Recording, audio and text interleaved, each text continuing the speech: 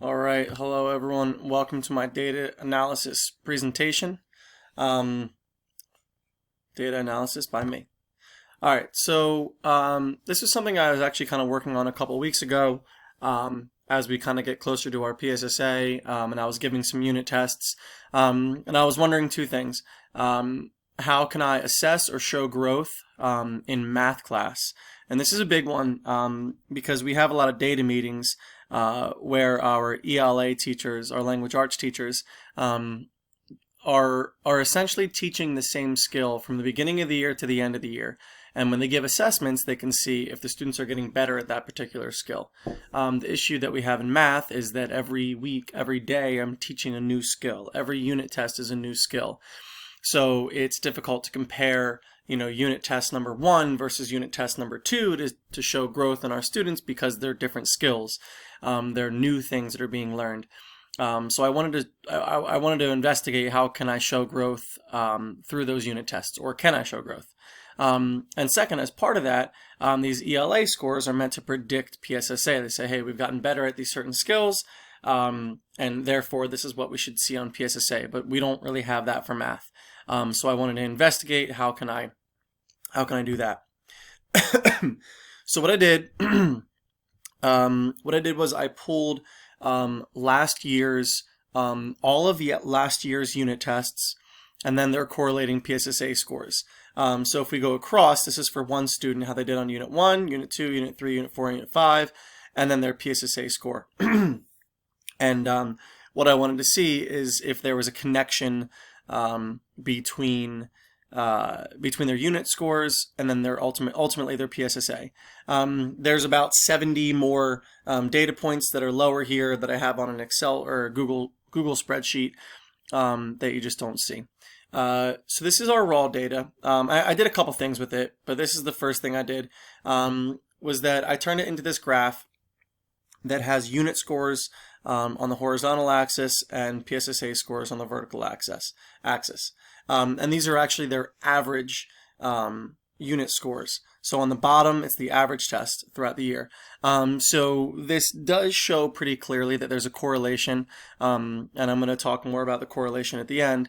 But there is a correlation between average unit score and PSSA. So then what I like to do is I wanted to look at kind of different sections. So I see that these students that scored typically less than 70%, which is considered not meeting expectations, their scores are a little bit all over the place on PSSA. There are some outlying groups like this low group right here. This is like this is right on the edge of meeting expectations, and my thought here is that if a teacher is grading this, they want their students to end up here, so they might actually push them up a little bit in their grade, and they're predicted to score better on PSSA, but they really didn't, because a teacher kind of nudged them up a point or two to make sure that they were meeting expectations on a unit test. And then the other problem is at the top end, we have these students that almost scored 100%, and they scored better on their unit scores than they were predicted to on the PSSA. And the issue here is that you can get 100% on your unit test. This is not like an indefinite score, so some of those scores at the top might be kind of smushed together. So we can kind of zoom in and make some of those observations, which I like to do, but I also do like to make sure I zoom out and say, okay, this is relatively predictive.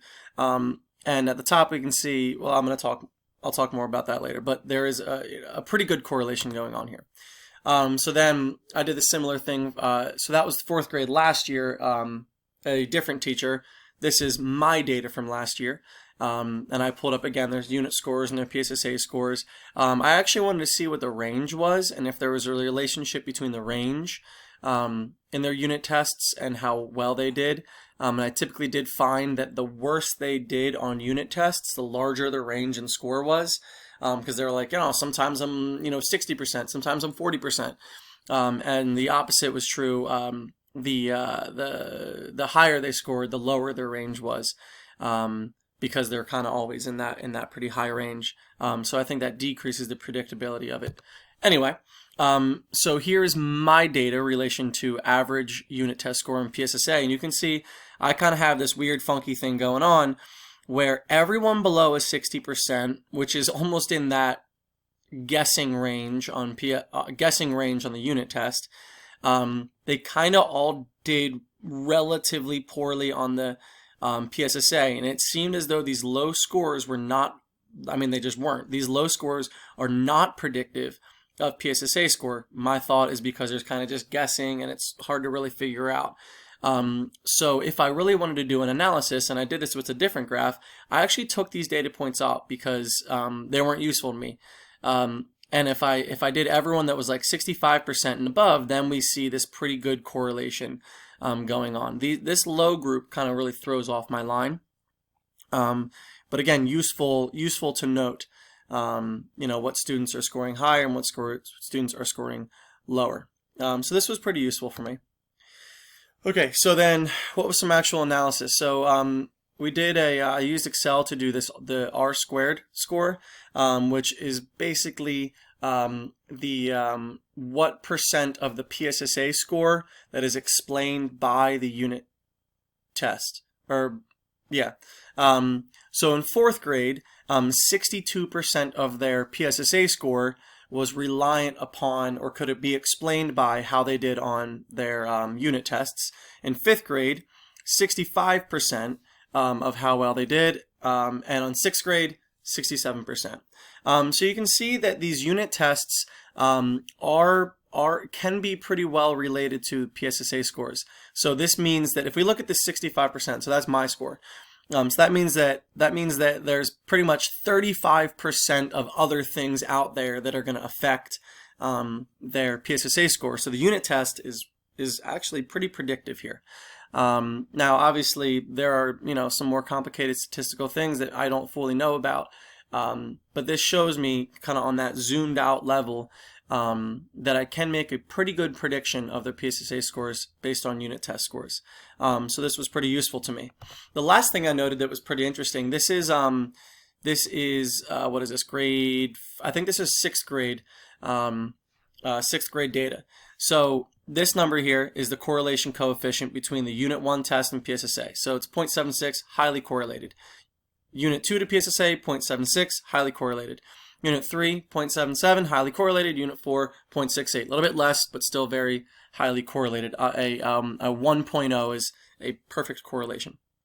What's interesting then, if we look over the average unit test score correlation to PSSA, is significantly higher than any individual test. So this was interesting to me, that kind of the performance on any single test is correlated to their PSSA score, but their performance overall is much higher, has a much higher correlation to PSSA, which I thought was pretty cool.